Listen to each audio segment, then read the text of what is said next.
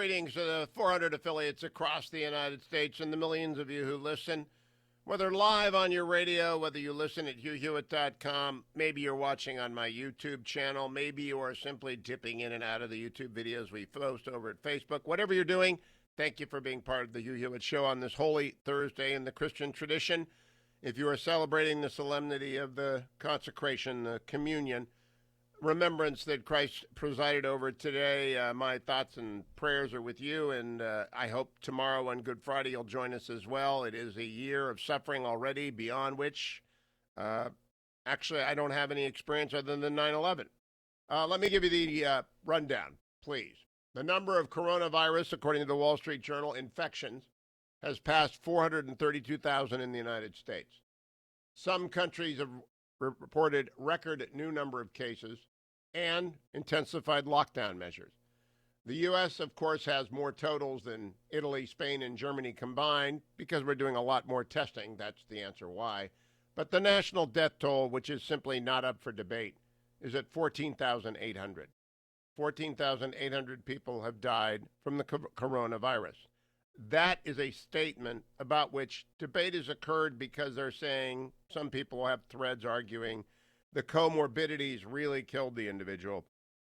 To which I would respond, if you can't show me that absent the COVID virus, they would still be alive, I'm not buying it.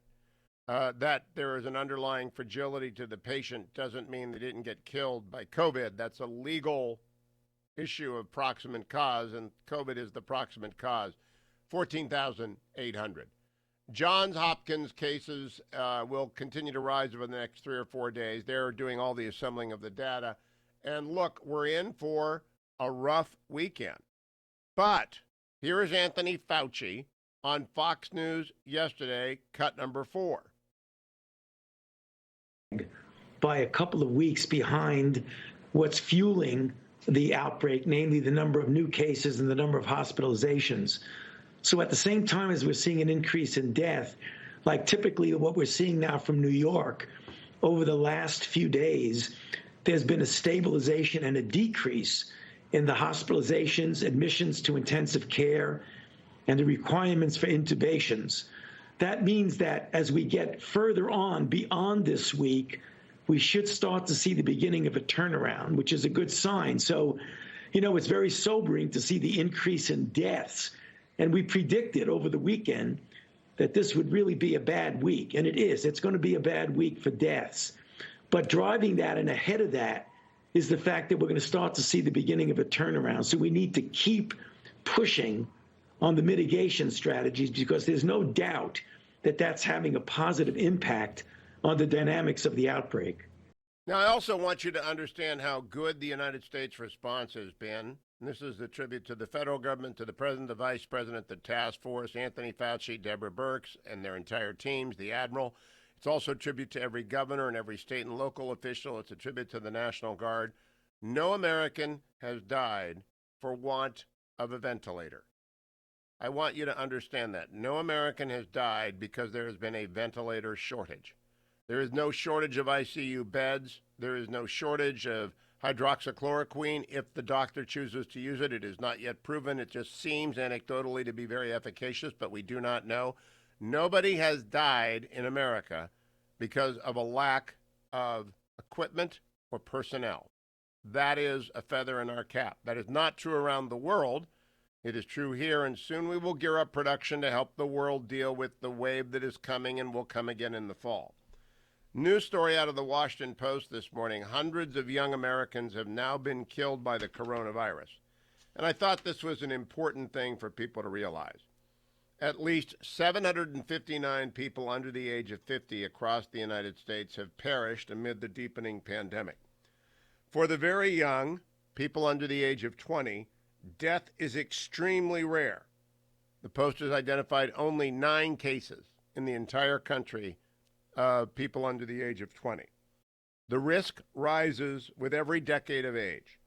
The Post found 45 deaths among people in their 20s, 190 deaths among people in their 30s, 413 deaths among people in their 40s. And this should not surprise. There are outliers in every pandemic, and I could easily compare this to the number of people in those age demographics who are killed by, say, car crashes or the flu. But it just shows that nobody is immune to COVID until you've had it and you've got the antibodies. I also want to report that there's a new study that is not good news from the National Academies of Sciences, Engineering, and Medicine in a recent public report sent to the White House. Don't get your hopes up. After reviewing a variety of research reports, a panel concluded that the studies of varying quality of evidence do not offer a basis to believe that summer weather will interfere with the spread of the coronavirus. My toxicologist retired buddy did tell me that UAV rays from the sun may be useful in removing the virus from surfaces. We shall see. And indeed, the advice I received from a senior administration official is take your COVID-19 compliant mask and spray a little Lysol on it, not too much, then leave it outside in the sun for a day and you can reuse it. But make sure you don't reuse it too soon because you want the Lysol to go away. Time for a market update brought to you by Birch Gold, and it's actually about Birch Gold. What do you do with Birch Gold? If you want to get involved, you text my name, Hugh, H-U-G-H, to 474747. You can also go to hughgold.com to get Birch Gold's free info kit on diversifying into a precious metals IRA that's backed by physical gold or silver. Not all of your IRA, but you might have some that have gone up in value. You might want to diversify right now. From the Financial Times this morning, gold bugs vindicated by coronavirus rally, according to Henry Sanderson. Kevin Kelly, a former Air Force fighter pilot in Scottsdale, has been telling anyone who would listen since 2008 to buy gold and silver in preparation for the next crisis. Gold bugs have been vindicated. Last month, analysts at Goldman Sachs argued it was time to buy as the currency of last resort, saying that gold could hit $1,800 a troy ounce.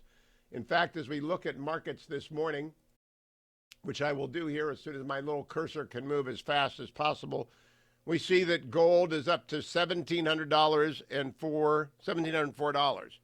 So if you'd listened to me when I first told you about Birch Gold last year, you'd be looking at a 30% increase right now in the value of your money. Don't rush out and throw everything into gold or silver. Just diversify a little bit. Diversify. Overnight, Japan held steady. Hong Kong went up, and England and Europe are rallying a little bit this morning. Global stocks are moving higher as a crucial OPEC meeting looms. So I would encourage everyone to visit Birch Gold via hughgold.com or to send my name, Hugh, H-U-G-H, to 474747 via text.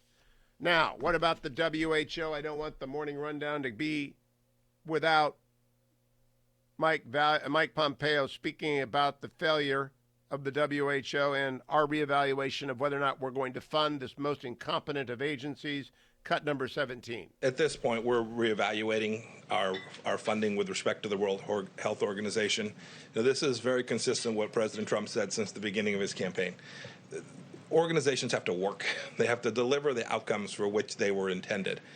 And we need to make sure that not only the World Health Organization, but every international organization, that we take taxpayer money and give it to them for the benefit of America. We need to make sure it's delivering on those taxpayer dollars. The World Health Organization is no different in that respect.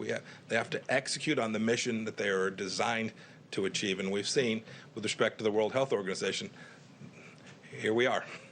It hasn't accomplished what it was intended to deliver. On January 14th, the World Health Organization said there was no evidence of human-to-human transmission. This program took up the alarm on January 20th, and we, for 2 weeks, told everyone, yes, there was, because there was evidence in the public prints. The World Health Organization, they say they do good work. It's like having a defensive corner who does 90% of the time is great, but gives up every touchdown pass. The world is in where the situation it is because of the World Health Organization and the People's Republic of China. Never forget it. Donald Trump has done a very good job. Vice President Pence has done a very good job. Do not let Trump derangement syndrome upset your view of reality. This is China's doing, and the WHO is the accomplice. Stay tuned. I'll be right back on the Hugh Hewitt Show.